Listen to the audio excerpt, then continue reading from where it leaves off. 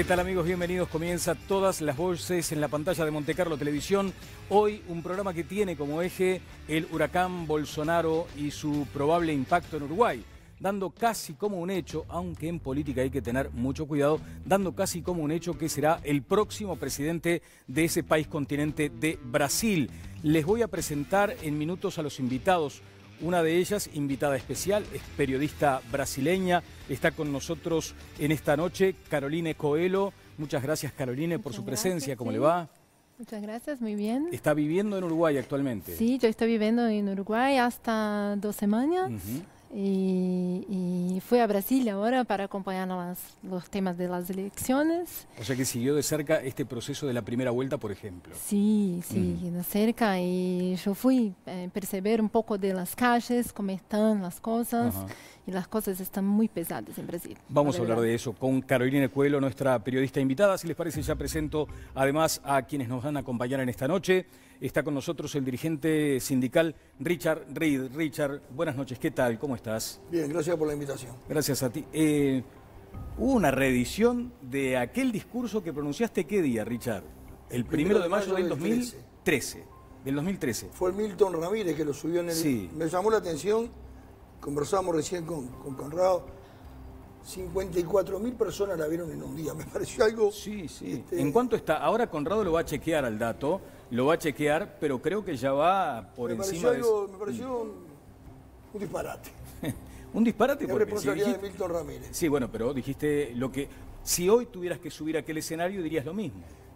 Lo mismo con algunos agregados. Comentábamos también, creo que, lamentablemente, creo que es un discurso que lo van a escuchar mis nietos y mis bisnietos. O sea, no va a haber cambio. A mí me da la sensación de que no hay un estado de ánimo para cambiar, porque no es un problema, es un problema social, es la sociedad. Pero la anomia de la que hablaba, por ejemplo, en su momento el propio director de... ¿Vos notás eso? Que hay como... Sí, claro, cierta... hay un problema en la sociedad que los viejos paradigmas como el trabajo, el estudio, la familia, las relaciones humanas, la solidaridad, están quedando un poco al costado del camino. Está con nosotros también Arquímedes Cabrera, militar retirado. Muchas gracias por su presencia también. Un gusto. En su momento marcó algo como... puede interpretarse como parte de la historia del Ejército Nacional en sus misiones al exterior. Fue la primera misión comandada por usted. ¿En el Congo fue? Sí, en realidad fue la primera misión de carácter operativa que desarrolló el Ejército uruguayo en Camboya. Eso fue en 1992. Nosotros integramos ese comando, fuimos en la avanzada y a partir de ahí fue que Uruguay ganó un prestigio, una reputación que hasta hoy en día... Que hasta hoy se mantiene, ¿no? Sí, gracias a un gran esfuerzo profesional y al contenido humanitario de todos los participantes. Coronel, ¿me permite una solapa sobre el tema central? Hoy se conoció la posibilidad de que a través de un proyecto de ley finalmente se apruebe la presencia de militares en la frontera con una acción más bien policial. ¿Los militares hoy, desde su punto de vista, están preparados para esa tarea policial? En realidad, las tareas de control de frontera siempre fueron parte de las misiones subsidiarias del Ejército. No hay nada nuevo en esto. Se está legislando en algo que parecería como que se quiere demostrar cosas que siempre... ¿El ejército hoy está en condiciones de hacerlo? Siempre lo ha hecho. ¿Detener a una persona en frontera, por ejemplo? El ejército está en condiciones de cumplir ese tipo de misiones, haciendo las adaptaciones de lo que son las configuraciones para determinadas operaciones militares al control de la frontera. Pero eso ¿puede detener a alguien en la frontera, Arquímedes? Bueno, yo estaba escuchando ahora en el informativo, de acuerdo a lo que hablan los parlamentarios de lo que se ha aprobado, se puede hacer un procedimiento tipo policial con personal militar. No hay ninguna diferencia. Respondiendo al mando militar, una tarea policial respondiendo al mando militar. Sí, eso es parte de los principios fundamentales de la guerra y de todo tipo de operación, la unidad de comando. Que eso no tiene nada que ver con la guardia policial que se está promoviendo en otros ámbitos, como parte de un componente militar comandado por el Ministerio del Interior. Eso es otra cosa, está siendo plebiscitado, pero no es el caso. Bueno, vamos a hablar de pronto más adelante de ese asunto o en otra instancia. Antonio Cardarello es politólogo. ¿Qué tal, Antonio? ¿Cómo le va? ¿Qué tal? Muchas gracias por la invitación. Gracias a usted. Hoy el director periodístico Gonzalo Terra me daba el número de veces que aparecía en su currículum el nombre Brasil. O sea que algo de esto entiende, de lo que está pasando. Bueno, entre otras cosas, tuve la oportunidad de hacer mi doctorado en Brasil, o sea que es un país con el que tengo un lazo muy fuerte. Desde ya, en un título, en un telegrama, ¿por qué pasó lo que sucedió el domingo? Bueno, es un proceso de deterioro del sistema político brasileño, en especial de descreimiento y de erosión del sistema de partidos que lleva a que una figura como la de Jair Bolsonaro tenga el resultado electoral que tiene. Una figura del sistema.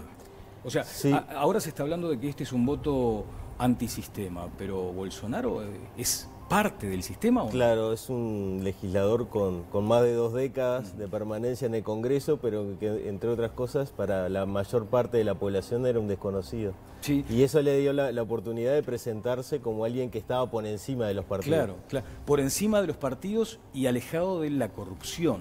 O sea, él, personalmente, no tiene problemas con eso, en principio, ¿no? En principio no. En principio no, pero su entorno... Sí, ya hay unas cuestiones con la Odebrecht sobre Bolsonaro, sí.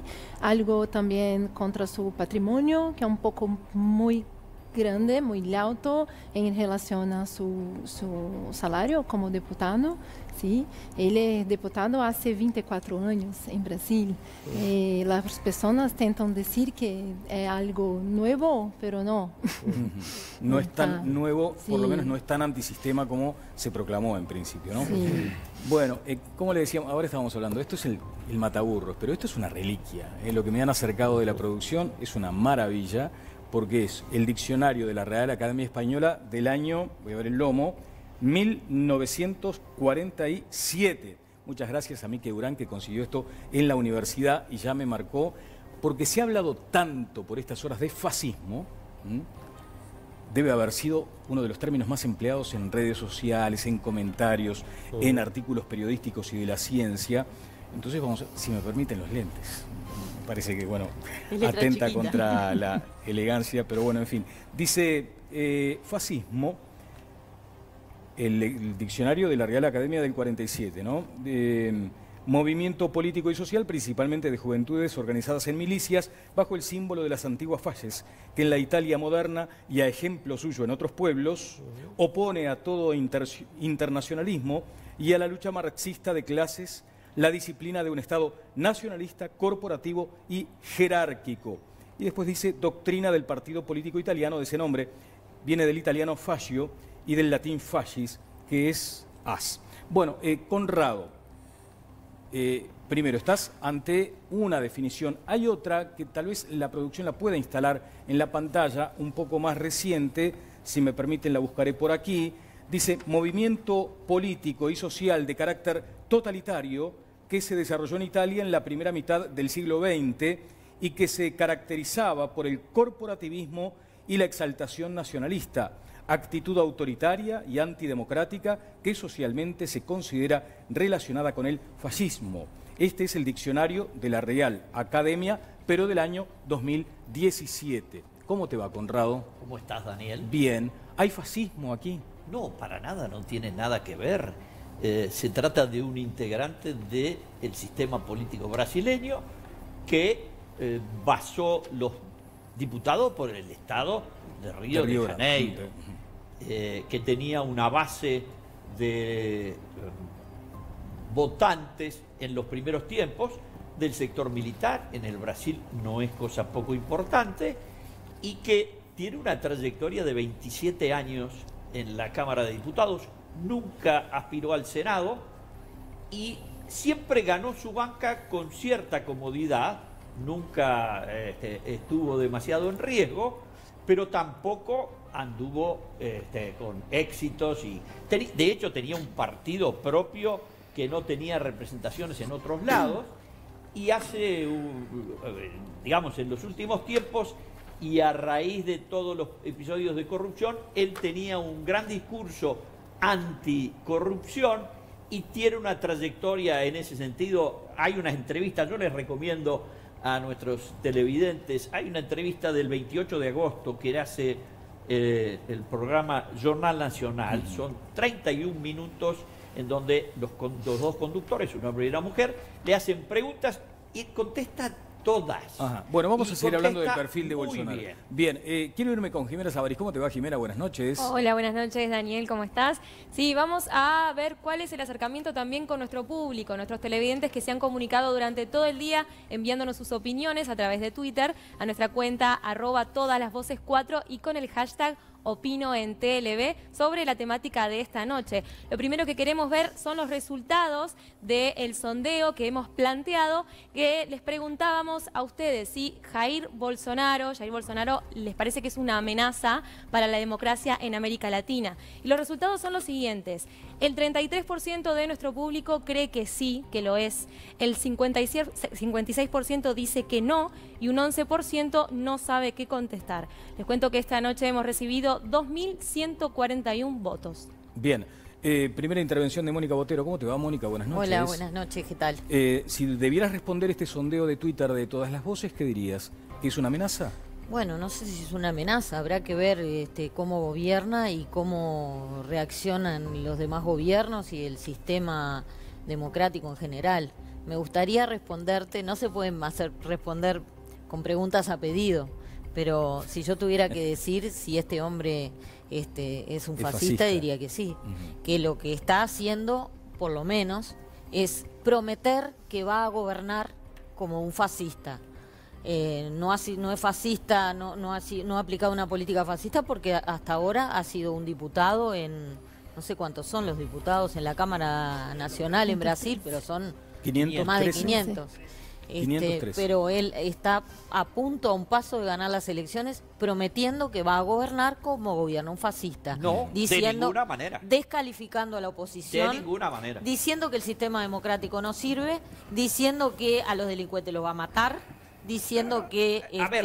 para ver qué es lo que propone el señor Bolsonaro, vayan al sitio web de su partido político y lean las cosas que dice. Bien, vamos a ir de vuelta contigo, Conrado. Redondeemos la idea, Mónica, por favor. Nada, estoy diciendo que las promesas, o sea, su promesa de gobierno es la de una persona tremendamente intolerante, personalista, que cree que va a resolver un montón de problemas sociales que son muy complejos por la fuerza de pesado. Esto lo dijo en 1999. Si fuera presidente, sin la menor duda cerraría el Congreso y daría un golpe, el mismo día. Esto lo dijo Bolsonaro en el 99, ahora lo ha matizado, ha dicho que no va a dar un golpe.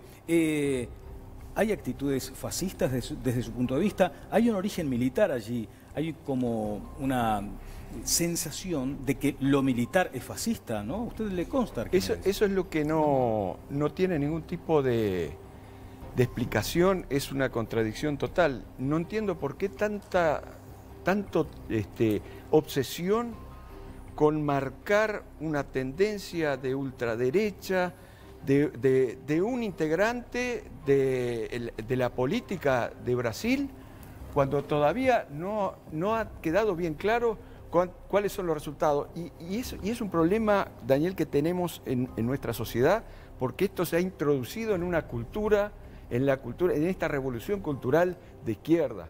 Acá todo lo que son militares son de ultraderecha o son fascistas y no tenemos el más mínimo prurito de tener sentado con nosotros a un representante del Partido Comunista.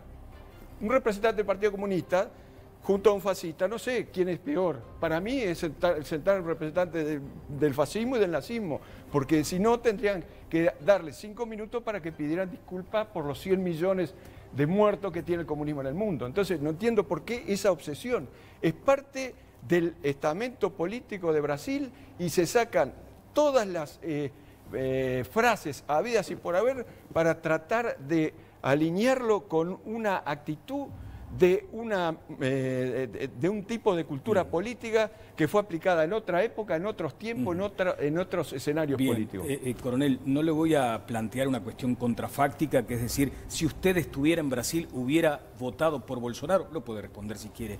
Lo que sí le voy a preguntar en todo caso es si las frases que se han exhibido, que fueron dichas por Bolsonaro, usted las comparte, las que tienen que ver con el desprecio por la democracia, por la eventualidad de ir a la autoridad militar si las cosas se salen de cauce. a eso quiero apuntar en algún momento, pero voy a seguir con la ronda en el panel. Doctor Leonel Brioso, ¿cómo le va? Buenas noches. Buenas noches, Daniel. Primeros comentarios, Leonel. Bueno, yo las denominaciones no soy muy bueno en términos políticos. No sé si es fascista o no. Es un ultraderechista que claramente se opone a la agenda de la humanidad consagrada en los derechos humanos, en todos, porque virtualmente ha sobrevolado por todos, escupiendo sobre el desarrollo humano en todos ellos.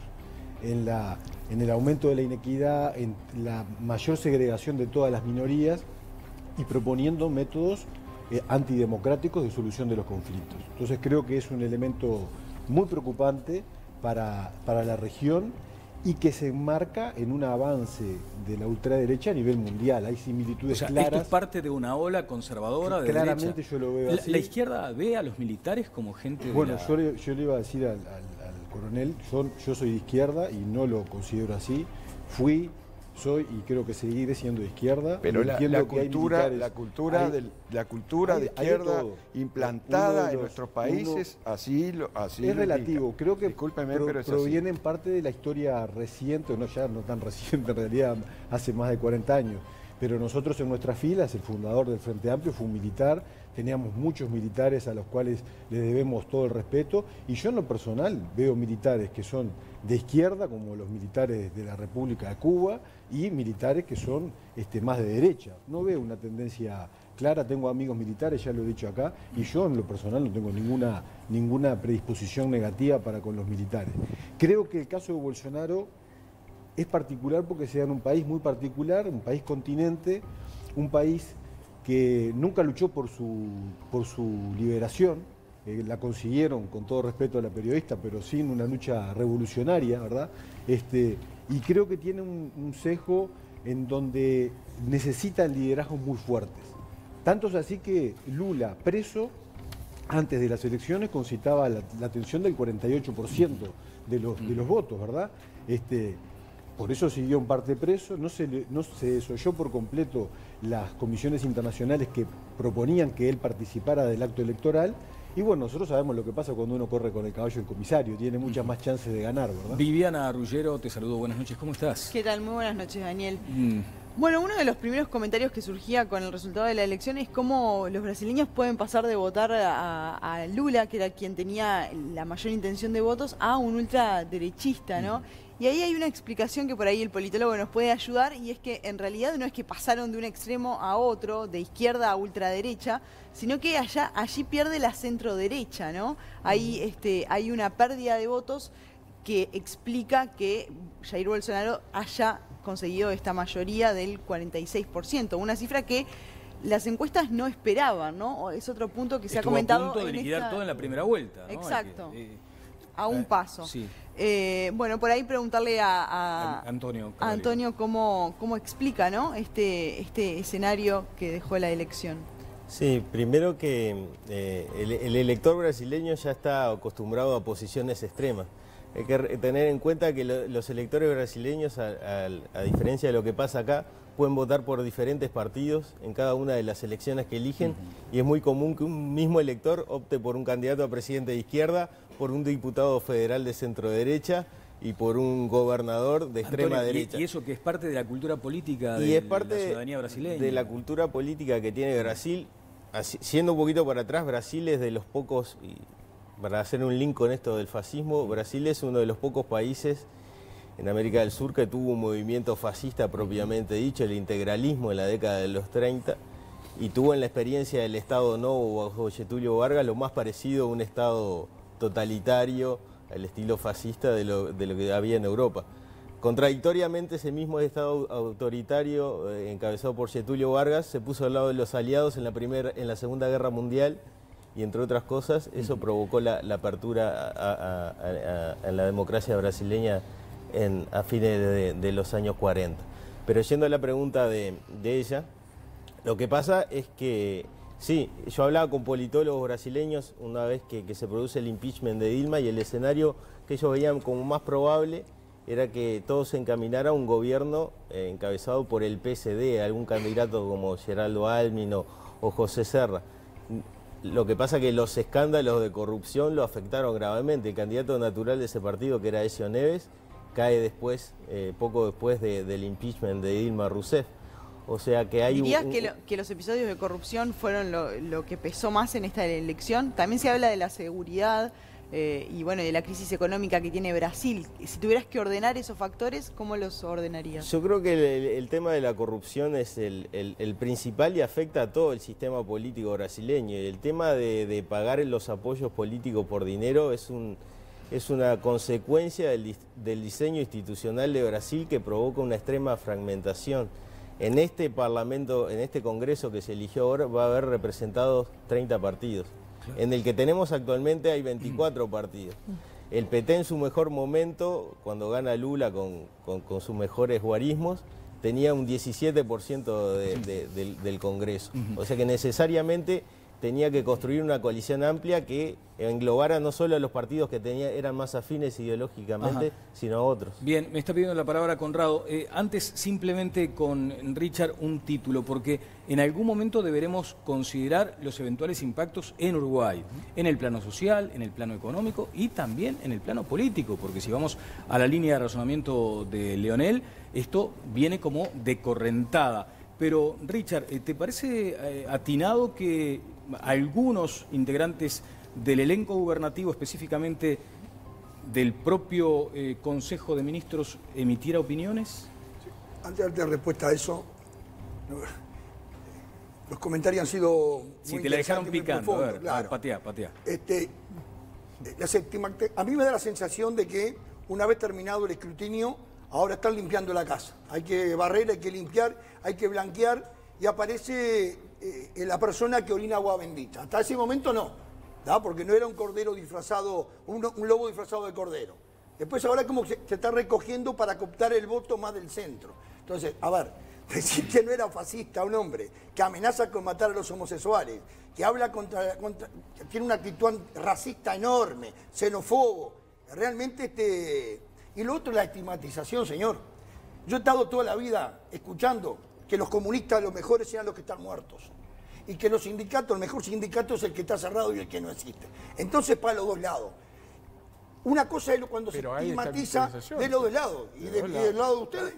Bueno. Nos corrían a palo por todos lados. El único sindicato, el único que corría más rápido era el que se salvaba. La quedaban todos. Sí, entonces, a ver, hay de los dos lados. Hay de los dos lados. Entonces, si usted flecha para un lado, seguro, yo le pongo la balanza para otro lado. Víctima. Yo creo, ¿y usted cree que la víctima eran ustedes?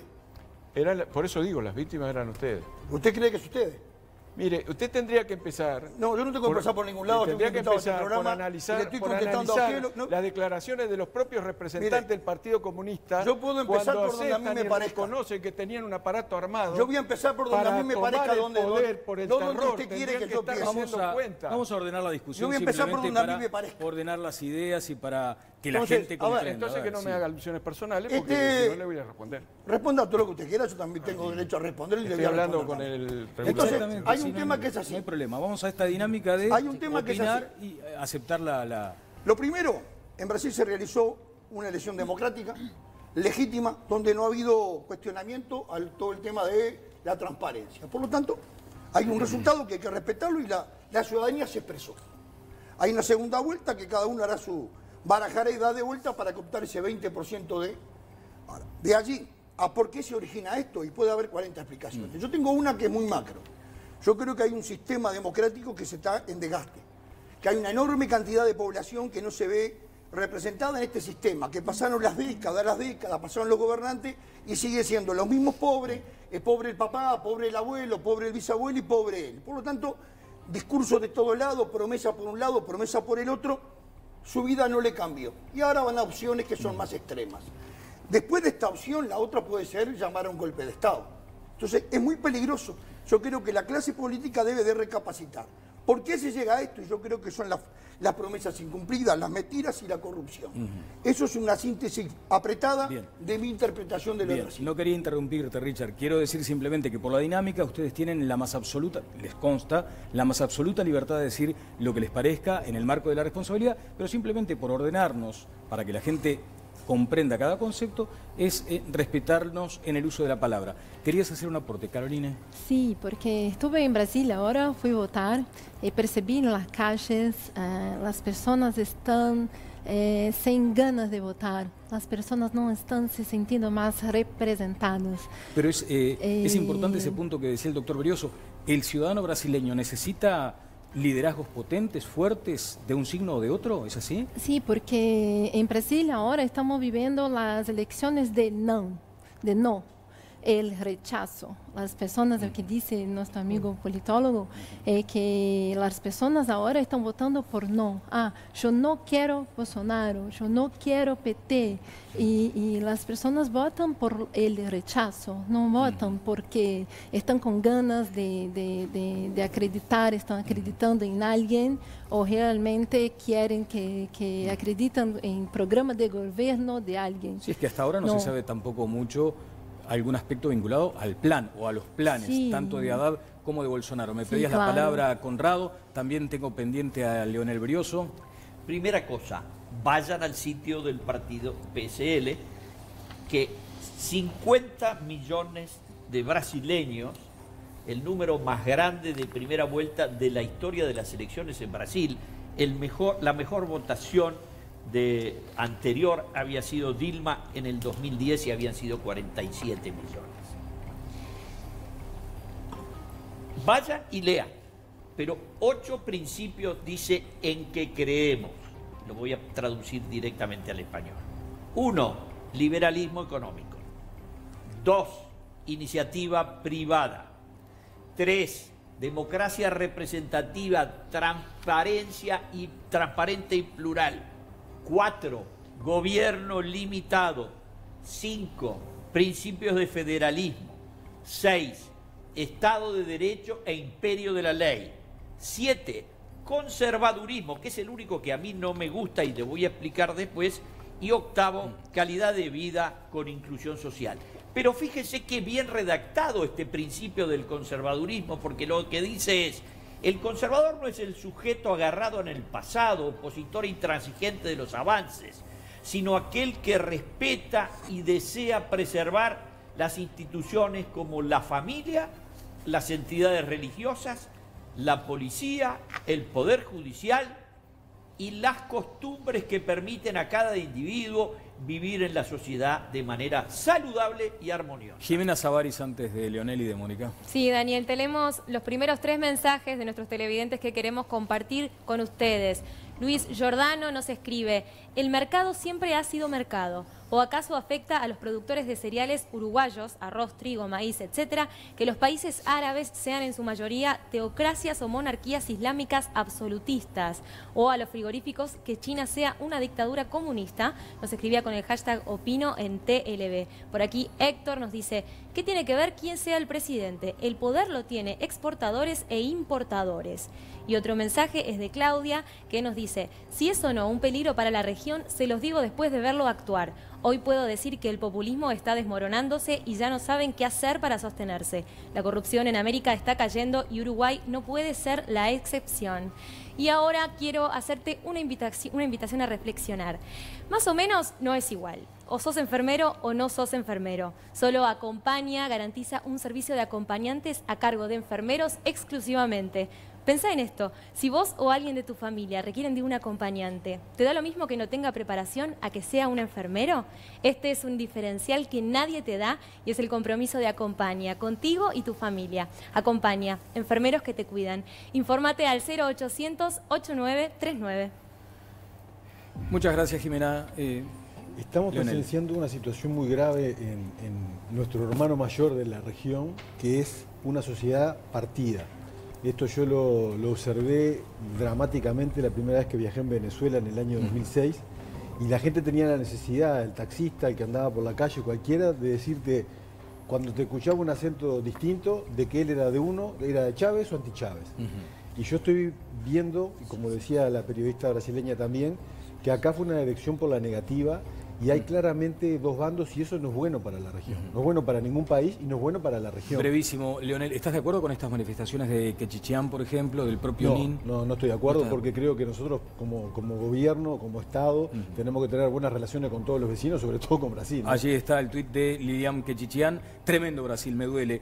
Lo que sucede cuando la política deja de ser limpia y transparente y cuando la ética se mancha, viene lo peor disfrazado de antisistema. Hay que ser implacable con las conductas. Ahora 3 semanas para defender la democracia y la libertad. Esto lo dijo Lilian Quechichián. Previamente el canciller había dicho ojalá que las encuestas le erren porque no se va a dar el resultado que están estimando. Y el gobierno ahora se llamó a silencio. Después del Consejo de Ministros no hubo manifestaciones y creo que el presidente allí les habrá dado una reprimenda. Mónica. Sí. Perdón, el problema es que no está disfrazado. No había ningún disfraz en el planteo de Bolsonaro, era totalmente descarnado.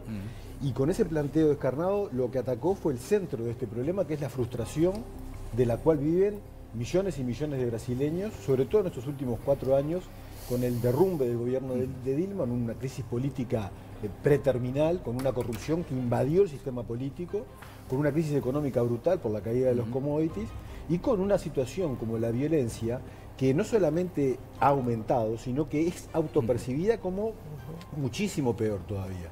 Y esa frustración es lo que genera esta corrida a buscar un liderazgo fuerte, y creo que Bolsonaro, y termino con esto, alineó 2 fuerzas muy importantes y tiene el caballo del comisario. Bien. La religión fundamentalista, en el caso de los protestantes, la iglesia pentecostal, con una gran inserción social y una militancia que ojalá uno la tuviera en nuestros comités y el ruralismo. Y las Fuerzas Armadas, que están muy bien vistas las Fuerzas Armadas y represivas, en una alianza que va a ser muy difícil de destrabar en un proyecto de derechos y progresista. Mónica. Tú leías el tuit de Lilian Quechichián y yo lo suscribiría todo, menos el de Duele Brasil, porque también dolía hace 1 año y hace 2, dolía Brasil también. Y cuando leo ese tuit y lo vi hoy y lo escucho cuando tú lo lees, lo suscribes como ciudadana. En realidad lo que pienso es en la fenomenal... en el fenomenal escándalo de corrupción que hubo acá. No creo que ella esté pensando en lo mismo, pero yo creo que esto, como es ese dicho de estas lluvias trajeron aquellas tormentas, ¿no? Estas lluvias trajeron estos lodos. Me parece que la consecuencia es directa. A la gente le dolió el hígado tener que votar de nuevo al PT y esto va a ser un dolor de hígado porque estas soluciones mágicas traen problemas peores. Pero yo me pregunto, cuando tú decías hoy lo que dice el programa o las intenciones en el sitio de Bolsonaro, Chávez decía lo mismo cuando asumió la primera vez. La primera vez. Jamás. Cuando Venezuela era una democracia. Siempre fue, pero era golpista. Ahora estamos Chávez diciendo que Bolsonaro es un militar, hace 27 años que es legislador y es un capitán del ejército. Es un legislador que no existía. No tiene idea de lo que es la carrera militar. Un capitán del ejército se retiró con 31 años y se dedicó a otra cosa. Es un político que se exhibió durante 27 años en pero Brasilia, sin tener ningún tipo de poder político ni decidir nada. Lo escucharon, lo vieron y lo votaron. A mí me aterran los que llegan al poder diciendo voy a salvar a toda esta gente. Richard, querías hacer un apunte. Quedó la pregunta sin responder. Yo creo que tanto Nin como la compañera que está de ministra, los cargos no dan para ese tipo de manifestaciones. La investidura requiere un tema mucho más protocolar y más de Estado. Porque de la misma manera me hubiera gustado a mí también escuchar qué opinan sobre Venezuela y Nicaragua. Entonces, si hay que preservar la autonomía y la autodeterminación de los pueblos, son de todos los pueblos. Entonces yo creo que lo mejor hubiera sido el recato, como hizo el presidente con los ministros, evaluarán y luego darán o no una postura. Yo no creo que tuvieran que salir, tienen el derecho como ciudadanos, pero con esa investidura tienen que tener otro comportamiento. Antonio. Sí, yo quería remarcar en el mismo sentido que Brioso, el apoyo de lo que se llama en Brasil el BBB, el Boi Biblia y bala. O sea, los grupos del agronegocio, los grupos evangélicos y los grupos militares. Y el grupo militar y la industria armamentista en Brasil, que además repuntó, ¿no? Hubo un guiño en la bolsa de la industria armamentista. Cuando Brasil fue en su momento el quinto productor mundial de armas. Claro. La bancada evangélica, como se llama, atraviesa todos los partidos, y la militancia que hicieron en esta elección fue todos los pastores evangélicos que se posicionaban por distintos partidos de centro derecha, como el PMDB o el PCB, ahora todos se decantaron a favor de Bolsonaro. Otra cosa interesante para ver es cómo afectaron las políticas económicas redistributivas que aplicó el PT. Si nosotros miramos el mapa de cómo votaban los principales estados en el 2002 y cómo votaron en la última elección, para hacerlo rápido, la base electoral del PT donde surge es el ABC de San Pablo, Minas Gerais, Río Grande do Sul fueron las principales bases durante años del PT, donde vive la mayor parte de la clase media brasileña. El PT votaba bien en el 2002, su base electoral surgió de ahí y se extendió al resto de los estados. En esta última elección Bolsonaro arrasó en todos los estados del sur y del sudeste, y el PT solo ganó en el norte y el nordeste, donde vive la mayor parte de la gente pobre, que las políticas del PT sacaron. O sea, eso explica también, es un poco una explicación de esta votación. Sí, es un punto sumamente interesante. Permitime nada más ir con Arquímedes un par de minutos. Quedé pensando ahora cuando estaban haciendo esa evaluación, Dilma no entró al Senado. Y eso me parece que representa mucho más que lo que simplemente se ve en no haber alcanzado un escaño parlamentario. Daniel, completo la respuesta anterior. Sí lo votaría a Bolsonaro, y también le transmitiría la satisfacción del POR, del Partido Orden Republicano, que es un partido que recién está entrando al ruedo, que comparte muchísimos de estos principios.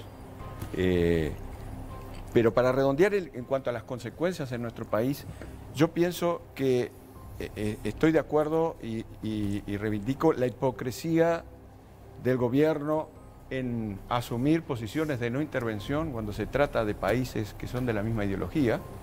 Nunca se pudo contar con una participación valiente de Uruguay con respecto a Venezuela, las masacres que están ocurriendo en Venezuela, la dictadura comunista que está impuesta en Venezuela, y sin embargo se dan el lujo de salir en los medios de prensa o en los medios, en las redes sociales, para hacer este tipo de comentarios que habla muy mal de nuestra cultura política. Pero básicamente yo lo que veo es de que este es el comienzo del fin de una era progresista en la región. El comienzo o sea, el efecto Bolsonaro implica el comienzo del fin de una era progresista en la región. Es la ola a la que aludía entonces el doctor Brioso. Sí, exactamente. Acá no podemos desconocer de que el proyecto del socialismo siglo XXI entró de Cuba, tomó como cabecera Venezuela y se expandió a través del Foro de San Pablo con la tremenda influencia y el liderazgo de Lula dentro en el interior y en el exterior y en el nivel empresarial, con el apoyo financiero de la FARC, con el apoyo de los dineros de la ruta del dinero Kirchner, otro socio del Foro de San Pablo. Hoy esos apoyos no van a estar. Y para mí esta es un poco la reacción de la fábula del sapo en la olla de agua hirviendo. Se empezó a dar cuenta que se está asando. Bueno, tenemos respuestas de todo el panel. Voy a ir a una breve pausa. Bolsonaro en su momento habló de José Mujica. Hubo un discurso en el que se menciona al expresidente uruguayo. Eso viene luego de la pausa. Y luego de la pausa le voy a preguntar a Arquímedes, porque aquí Leonel en su momento dijo que el comandante Manini Ríos tiene pretensiones electorales. Hoy Novik ha dicho que si es presidente, Manini Ríos automáticamente es su ministro de Defensa. Pero quiero saber si Arquímedes entiende que hoy el comandante jefe del ejército está haciendo una carrera política y legítimamente puede, cuando abandone la carrera militar, puede ocuparse de temas político-partidarios. Eso luego de la pausa aquí en Todas las Voces.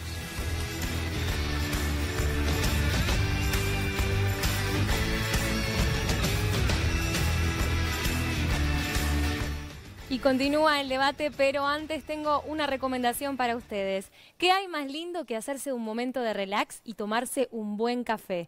Nosotros tomamos Café Senior. De la selección de granos al envase, Senior hace todo para llevarte un café siempre fresco. Senior, café fresco para sentir más la vida.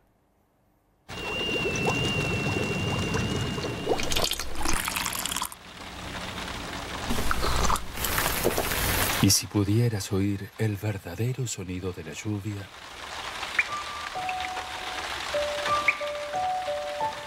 nada como un café fresco para sentir más la vida. Y café fresco es Senior, de la selección de granos al envase. Senior hace todo para llevarte un café siempre fresco. Senior, café fresco para sentir más la vida. Bien, gracias Jimena. El intendente Antía, en referencia a esto que veníamos hablando, dijo que los ministros del gobierno que opinaron sobre las elecciones en Brasil hablaron de más y lo hicieron como integrantes de un sector político y no del país. Y Antía además recordó cuando él fue electo presidente que recibió la crítica de la ministra de Turismo. Dice, bueno, cuando se ocupa un cargo público se debe opinar en nombre de los ciudadanos. Caroline, quiero ir en un minuto a lo que decía Bolsonaro hace un tiempo del expresidente Mujica. Pero me mostrabas un mapa interesante, la configuración. No lo podemos tener de pronto en la cámara, pero a ver, describime lo que ves ahí. Sí, porque Brasil ahora está dividido, como también dice nuestro amigo politólogo, está dividido en una cuestión regional. Porque el norte y nordeste está votando ahora en PT, en la izquierda, el sur del país está votando en Bolsonaro. ¿Sí? Hay una división y cuando oja el mapa, la división es muy clara. Antes, en las otras elecciones, teníamos una cuestión de clase social. Las personas estaban divididas en clases y votaban por sus clases. ¿Y hoy la división ahora qué marca? Están con una división regional. Sí, es una cosa muy, muy rara en Brasil, que no había pasado antes y ahora está pasando. Uruguay necesita un Bolsonaro porque Mónica creo que señalaba eso, ¿no? Por aquel otro dicho popular, cuando veas las parvas de tu vecino arder, pon las tuyas en remojo. ¿Tú entiendes que las parvas del vecino arden en este momento, Mónica? Sí, ni hablar, en toda la región. Yo confío en las fortalezas democráticas y comparo más a Uruguay con Colombia y con Chile. Y por eso pienso que un Bolsonaro aquí quizá no sería aceptado, pero sí va a haber un enorme rechazo que quizás está subdeclarado hoy en las encuestas de voto respecto a, sobre todo en tema seguridad, pero eso también incluye el tema de educación y ahora el tema económico, que son responsabilidad de estos gobiernos últimos. ¿A Uruguay le hace falta un Bolsonaro, Arquímedes? Yo creo que viene desde hace mucho tiempo una cultura que va llevando a la opinión pública a tomar decisiones de este tipo, a tomar este tipo de decisiones. En el Uruguay, desde la proclama del obelisco, se le otorgó una autoridad moral a la izquierda, al comunismo, que luego la defraudó.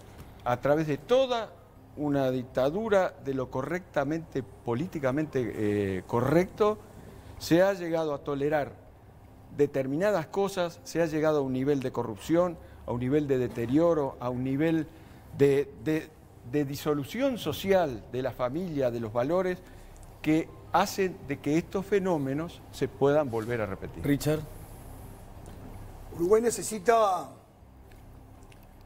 mejorar la actividad política, transparentarla mucho más, generar autocrítica en el sistema político,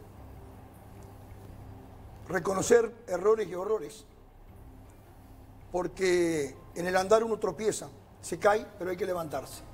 A mí me da la sensación de que se sigue mirando a un costado y creo que el voto en Brasil es un voto que alerta, ¿verdad? Sin quitarle los méritos, porque los debe tener, pero hay un porcentaje enorme de votantes brasileños que creo que votaron en el hartazgo, en sentirse engañados. La corrupción es un tema muy embromado. Aquí parece que se está relativizando todos los días el tema de la corrupción. La corrupción no es solamente la corrupción del hombre que se lleva el dinero, corroe algo que es fundamental, que es el peor desastre. Mujica decía hoy que Bolsonaro iba a ser un peligro o algo parecido para la región. Yo creo que hay un peligro mayor, que es la corrupción. Porque la corrupción le mata al individuo, al pobre, al trabajador, al que menos tiene, la esperanza. Y cuando la población pierde la esperanza, pierde las utopías, se vuelca a lo que venga, porque ya no le importa más nada. Claro, estaban de acuerdo en esto, creo, ¿no? creo que Argentina, y creo que Venezuela, ni hablar Venezuela, creo que lo que está llevando es a que la región cada vez menos cree en este sistema político. Y eso es un peligro, porque ¿cuál es la alternancia sino? ¿Cuál es el plan B? No hay plan B. Cada vez se cree menos en el sistema político. Hay que mejorar esta democracia que es la que tenemos. Bueno, sobre eso quiero que me comente Antonio Cardarello. Ya voy contigo, Viviana, pero vamos a pasar este informe preparado. Lo que decía Bolsonaro de Mujica. A ver. Eu estou com o livro aqui de Pepe Mujica, dos integrantes do Foro de São Paulo, junto com as Farc, bem como com Fidel Castro, entre tantos outros. O livro é Uma Ovelha Negra no Poder, Confissões e Intimidades de Pepe Mujica. Esse livro não vai chegar no Brasil. Já tem 8 meses que o Uruguai, que o Mujica botou no mercado. Mas não vai chegar aqui. Eu recomendo que vocês leiam esse livro. Outro episódio do livro do Mujica. Caso Venezuela adentrar ao Mercosul. O Brasil queria que a Venezuela adentrasse ao Mercosul. Mas tinha um problema.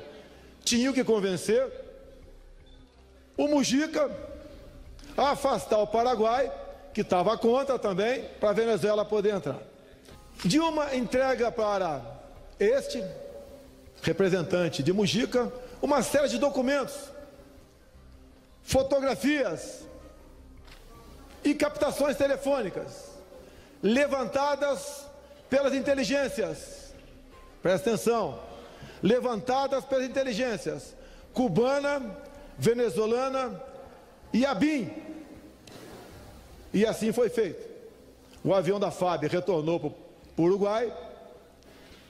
Dias depois, conseguiram fazer com que a Venezuela entrasse no Mercosul. Bueno, allí estaba describiendo algunos fragmentos de Una oveja negra al poder. Sí, pero además, no solo ese discurso, sino en un video que publicó el lunes, después de la elección, en el que transmitió distintos mensajes, lo publicó a través de sus redes sociales, tenía un libro sobre el escritorio. Claro. Bueno, durísimo con las apreciaciones de José Mujica. Permitime, Conrado, apenas un minuto porque me voy a ordenar. Tengo más tweets con Jimena, pero además me quedó pendiente lo que le planteaba a Antonio y sobre todo el planteo que iba a hacer Viviana Ruggiero. Vamos a ordenarnos. Viviana, ahora sí. Quería decir que además de que Jair Bolsonaro es un militar retirado, su candidato a vicepresidente también lo es y tiene un discurso aún más duro. Y al Parlamento entraron más de 70 candidatos militares. Uno de los problemas que decían que sin duda cobró fuerza en esta campaña es la inseguridad, ¿no? Creo que también va a ser uno de los puntos de la campaña que vamos a tener el año que viene. Pero es cierto que Brasil tiene cifras que realmente impactan, ¿no? En promedio, 7 personas mueren en forma violenta por hora en Brasil y la tasa de homicidios es de 30 cada 100.000, 6 veces superior a la de Estados Unidos.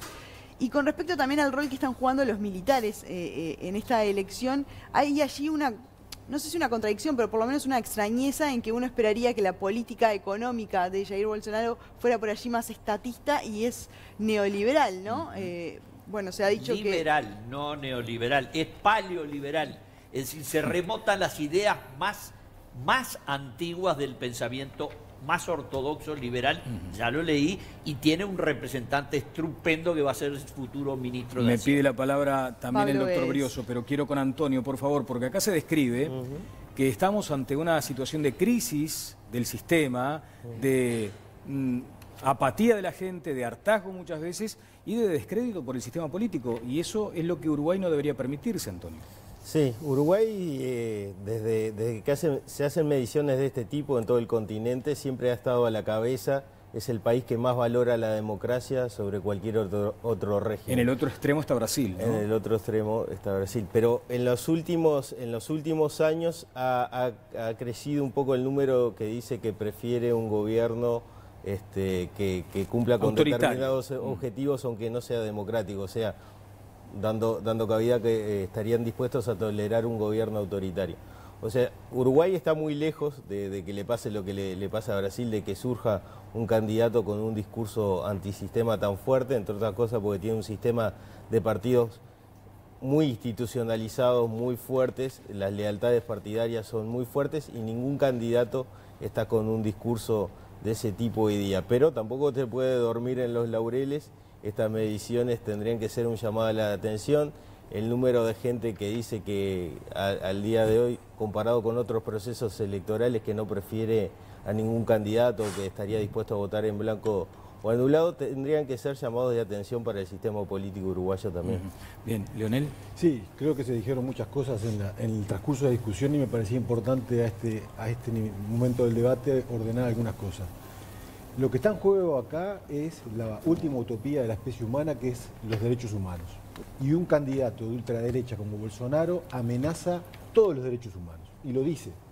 No está disfrazado. Maduro también, pero no es la respuesta a lo que estoy diciendo. Maduro también. Ahora, Bolsonaro está amenazándolo, lo dice y lo dice al lado nuestro.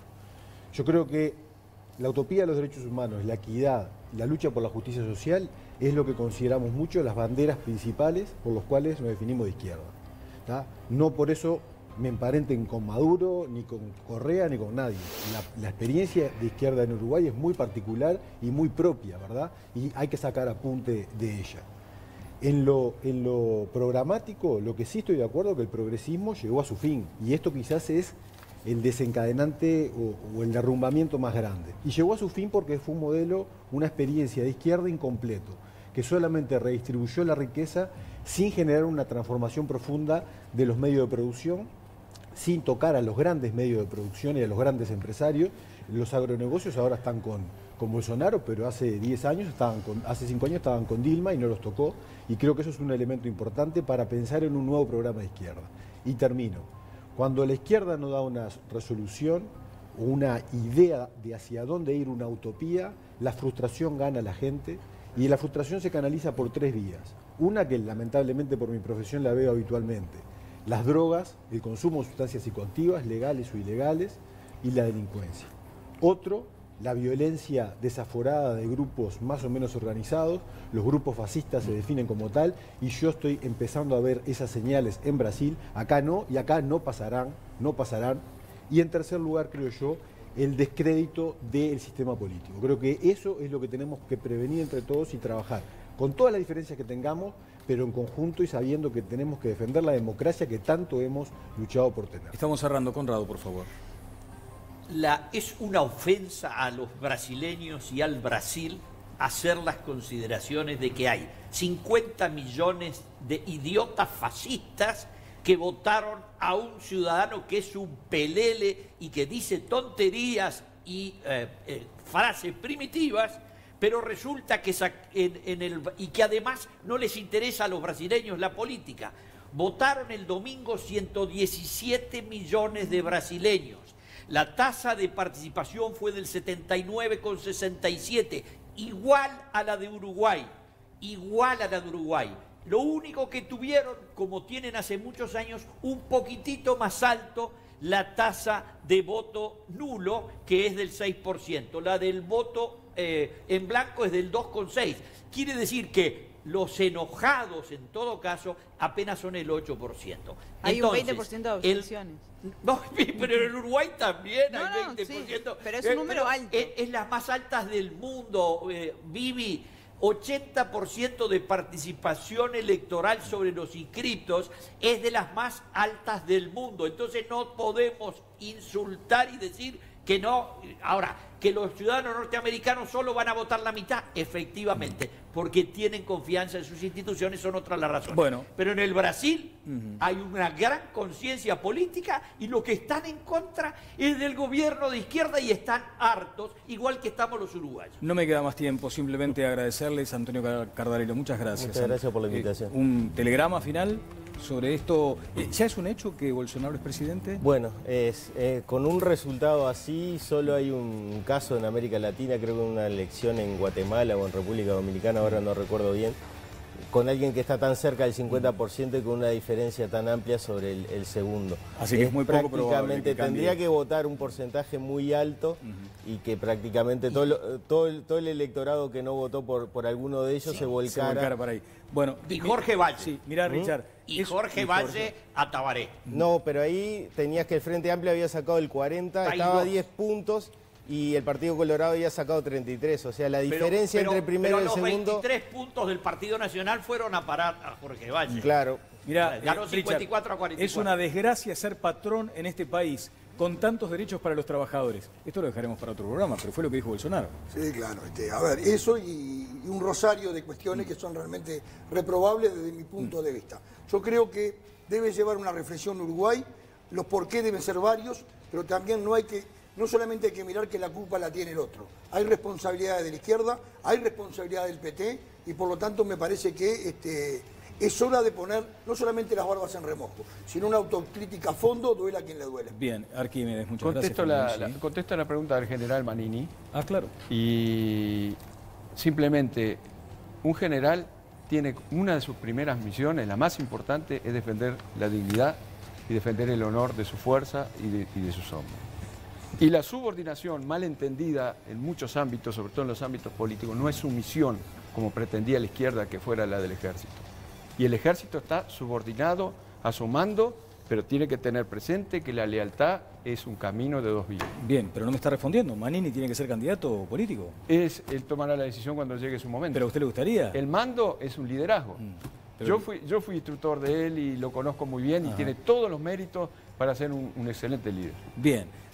Conclusiones de este programa. El resultado de las elecciones de este año muestran que Brasil está viviendo una crisis civilizatoria inmensa y también una crisis de representatividad que tenemos que reflexionar un poco porque es algo histórico. Bien. Sí. Carolina Coelho, muchas gracias. Muchas gracias también por todo. a Richard Reed, a Antonio Cardarello, a Arquímedes Cabrera, al panel como siempre. Nos vamos a reencontrar el próximo jueves a las 11 de la noche. ¿Puedo hacer un anuncio de mañana? Se reencuentran mañana Connie y Oscar a las 2 de la tarde en Radio Carve. Los invito. Qué lindo. El primero con